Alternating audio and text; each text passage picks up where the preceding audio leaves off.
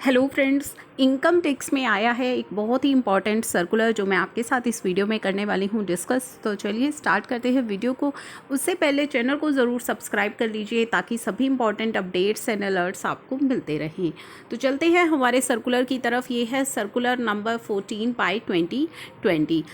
Clarification in relation to notification issued under Clause 5 of Proviso to Section 194(n) of the Income Tax Act 1961 prior to its amendment by Finance Act 2020। तो basically इस circular में clarification दी गई है उन notifications की जो issue की गई थी सेक्शन 194(n) के अंदर prior to amendment by finance act 2020। तो फाइनेंस एक्ट 2020 के द्वारा सेक्शन 194 के अंदर कुछ अमेंडमेंट की गई हैं।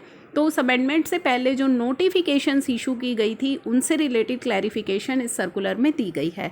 Section 194(n) of the act as inserted by finance act 2019 provided for deduction of TDS on payment made by banking company, cooperative society engaged in the business of banking और post office in cash to a recipient exceeding 1 crore in aggregate during a financial year from one or more account maintained by such recipient।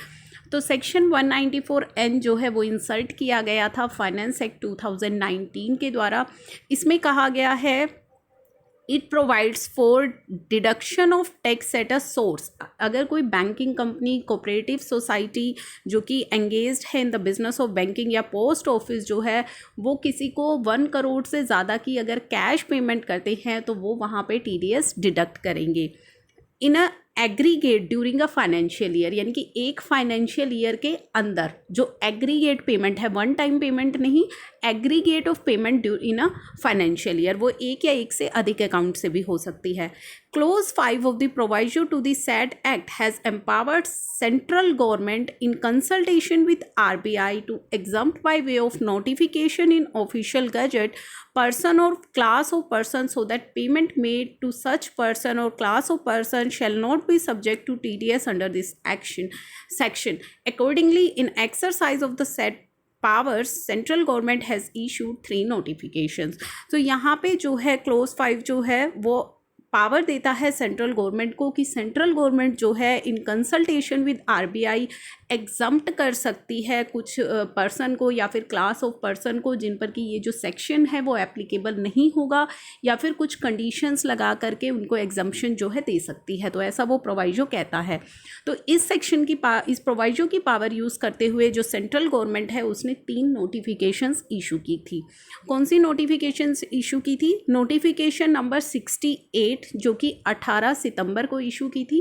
Cash replenishment agencies and franchisee agent of white label automated teller machine operator for the purpose of replenishing cash in ATM operated by these entities subject to condition mentioned in the said notification। तो यहाँ पे इन सभी को जो है exemption दी गई थी notification number 68 के द्वारा कि इन पर जो है ये सेक्शन अप्लाई नहीं होगा। नोटिफिकेशन नंबर 70, उसके बाद इन्होंने नोटिफिकेशन नंबर 70 निकाली थी जो कि 20th ऑफ सितंबर को कमीशन एजेंट और trader operating under agriculture product produce market committee and registered under any law related to agriculture produce market of the concerned state have been exempted subject to the conditions specified in the said notification। तो इन्हें भी exemption दी गई थी, लेकिन कुछ conditions जो है वो दी गई थी, अटैच की गई थी उस नोटिफिकेशन के अंदर कि सब्जेक्ट टू दी कंडीशंस, ये कुछ कंडीशंस हैं, अगर ये फुलफिल हो रही हैं तो फिर इनको एग्जम्पशन है। नाउ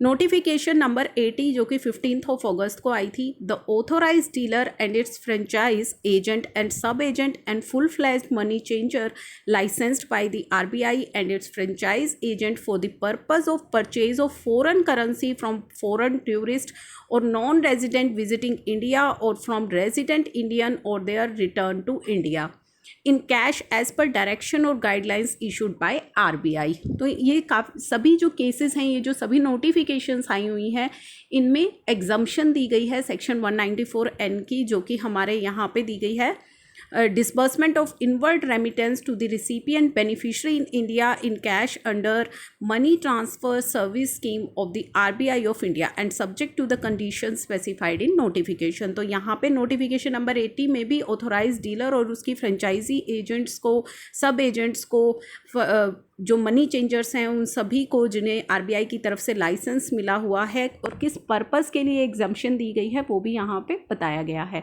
तो ये 3 जो नोटिफिकेशंस है ये अमेंडमेंट से पहले आई थी। क्या अमेंडमेंट थी कि अगर आप पिछले 3 सालों की जो है इनकम टैक्स रिटर्न फाइल नहीं करते हैं तो फिर आपके लिए ये जो 1 करोड़ की लिमिटेड है ये मॉडिफाई कर दी जाएगी। किस तरीके से मॉडिफाई कर दी जाएगी? अगर आपने पिछले 3 सालों की रिटर्न फाइल नहीं की है तो आप 20 लाख से अगर 1 करोड़ के बीच का कैश विड्रॉल करोगे तो आपका 2% TDS डिडक्ट किया जाएगा और 1 करोड़ से ज़्यादा का अगर आप कैश विड्रॉल करोगे तो फिर 5% TDS आपका डिडक्ट किया जाएगा। Section 194N of the act was amended bye finance act 2020। ये जो सेक्शन 194N है जो कि फाइनेंस एक्ट 2019 में इंट्रोड्यूस किया गया था, इसे अमेंड किया गया फाइनेंस एक्ट 2020 के द्वारा in order to make the provision of said section more stringent for non-ITR filer.